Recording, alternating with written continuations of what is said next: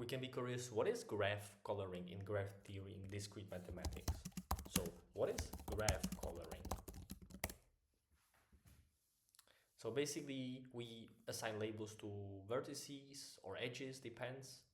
So first we can have vertex coloring, it is most common, and we want adjacent vertices not to have the same color, and the minimum number of such colors in order to achieve that would be called chromatic.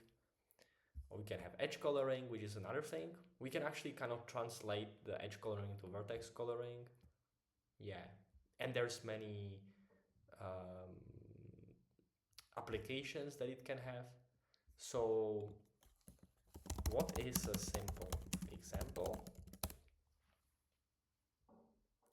All right.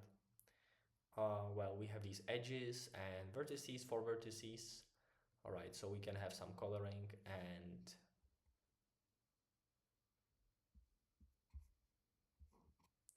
we just check that on the edge there's not 2 vertices of the same color. And we also want to check what is the minimum number of colors we need, the chromatic number. And now let's also ask about the algorithm. So what is the algorithm to find the chromatic number? So there's an algorithm. It's a classical problem in graph theory, but it's important to know that for arbitrary graphs, it's an NP-hard problem, so it's not efficiently solved.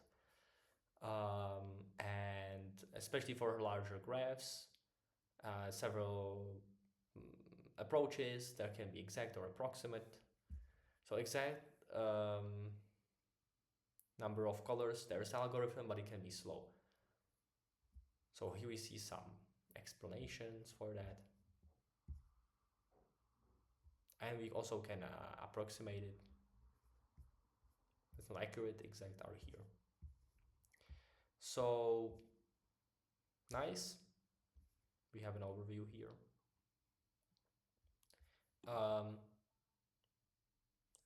Let's just ask, how is it for complete graphs?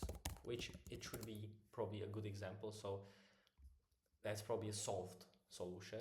So it's simple compared to general graphs. So if a complete graph has n vertices, it's basically connected to all other vertices. So the chromatic number is actually equal to the number of vertices. So that's a nice example.